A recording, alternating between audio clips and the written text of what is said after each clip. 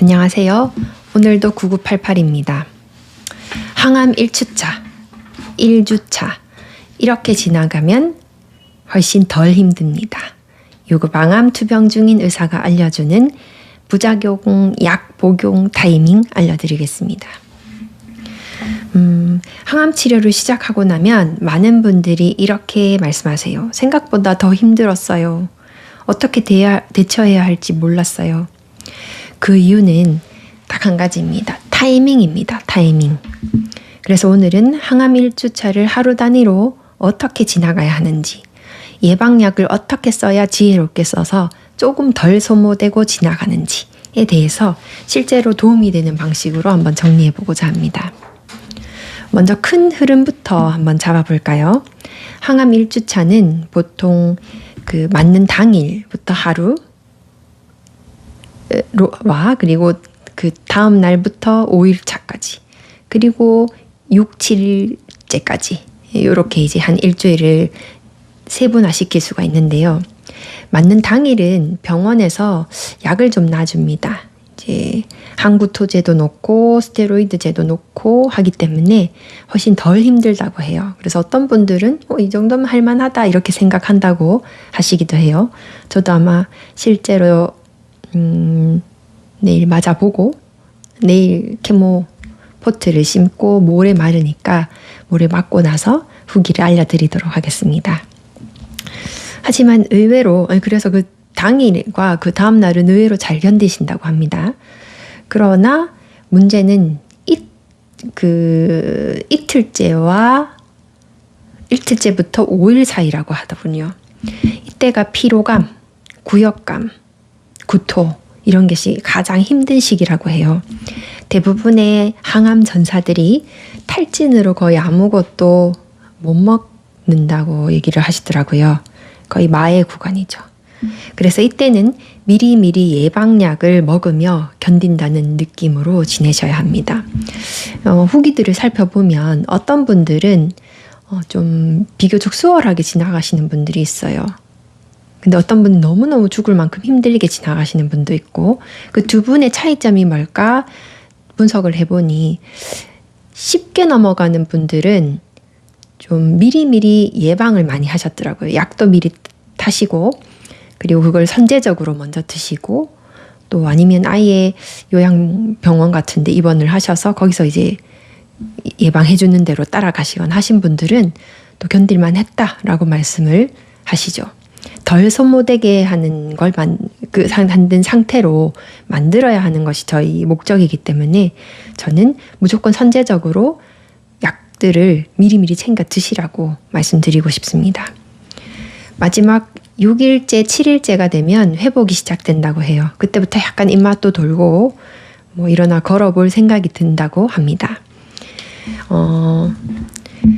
집에서 해야 할 것은 첫 번째로 항구토제를 선제적으로 복용할 것. 저녁 때도 한번 먹고 아침에도 한번 먹어야 됩니다. 그리고 점심 때도 만약 그런 기미가 있다면 한번 더 드세요.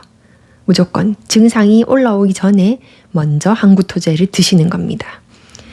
예. 교수님에게 말씀드리면 처방을 해주시거든요. 그리고 여기서 핵심 포인트는 참지 않는다. 그리고 미리 누른다. 요겁니다. 둘째 날, 셋째 날은 많은 분들이 여기서 너무 힘들다고 하세요. 바로 지연성 구토 구간인데요. 음식을 보기만 해도 뭔가 냄새를 맡기만 해도 구토를 하고 싶은 생각이 있어서 견딜 수가 없다고 하더라고요. 이때 당연히 좀 전에 말씀드렸던 항구토제 선제적으로 꼬박꼬박 드셔야 되겠죠. 그리고 속이 좀 쓰리다 이러면 위장약도 드세요. 이때는 약을 아껴서 될 문제가 아닙니다. 예. 어마어마한 항암제로부터 부작용을 최소로 줄여주는 약은 미리미리 드세요. 증상 없더라도. 이때 변비가 약간 시작된다고 하더라고요. 그래서 저는 변비를 예방하기 위해서 이제 미리부터 푸른 주스 그리고 아뮤산이라고 하는 항암 환자도 먹을 수 있는 사유산균을 준비해 두고 있습니다. 저는 이제 첫째 날부터 이걸 먹을 생각입니다. 그리고 항암 후에는 근데 이제 주의할 것은 생료상균은 절대로 안 됩니다. 왜냐하면 항암 후에는 면역이 극도로 약해져 있기 때문에 생료상균은 절대 안 되고요. 지금 암유사는 사유상균이라고 하더라고요. 그래서 항암 환자도 먹을 수 있으니 요건 한번 제가 먹고 후기를 나중에 알려드리도록 하겠습니다. 이렇게 먹어도 안 될 경우는 마그네슘 옥사이드 같은 알약이나 아니면 락툴로스 같은 변비약을 적극적으로 활용하실 걸 추천드립니다. 이때 이 시기에 우리가 겪는 변비는 일반적으로 변 잘 못 본다 이런 내용과 차원이 다르기 때문에 반드시 큰 고생하시지 말고 약을 잘 활용하시기 바랍니다. 4일째, 5일째 이때 피로도와 변비가 엄청 심해진다고 하더라고요. 항암 후기를 보면 5일째 변을 보지 못해 너무 힘들다 이런 말씀들이 많이 하시거든요. 좀 전에 제가 알려드린 대로 증상 심해지기 전에 미리미리 푸른 주스, 요거트, 그리고 사유상균 같이 좋을 수 있는 거는 잘 챙겨서 한번 먹고 지혜롭게 이 시기를 한번 지나가 보도록 하자고요. 근데 간혹 어떤 분은 설사와 변비가 반복되기도 하기 때문에 설사 있으면 또 적극적으로 로페라마이드 같은 설사약을 쓰도록 하세요. 이거는 이제 교수님한테 말씀드리면 처방해 주실 겁니다. 또 이때부터 꼭 해야 되는 게 아니면 전 초기부터 아예 하시길 권장드리는데 구내염 미리미리 예방하셔야 됩니다. 이게 면역이 떨어져 있는 분들한테는 구내염이 엄청 힘들 수 있거든요.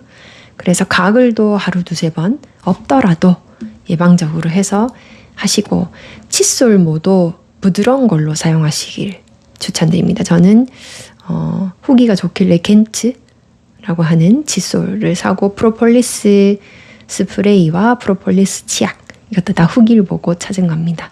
미리 준비해 놓고 요걸 쓰려고 하고 있습니다. 자, 여기서 핵심만 정리해 드리겠습니다. 이제 핵심은 부작용약은 증상 오면 먹는다가 아니라 미리미리 먹는다. 두 번째, 항구토체는 아끼는 약이 아니다. 적극적으로 초반부터 쓰세요. 세 번째는 변비 무시하면 큰 코 다칩니다. 이것도 적극적으로 관리하도록 하십시오. 오늘도 9988입니다. 함께 가겠습니다. 화이팅!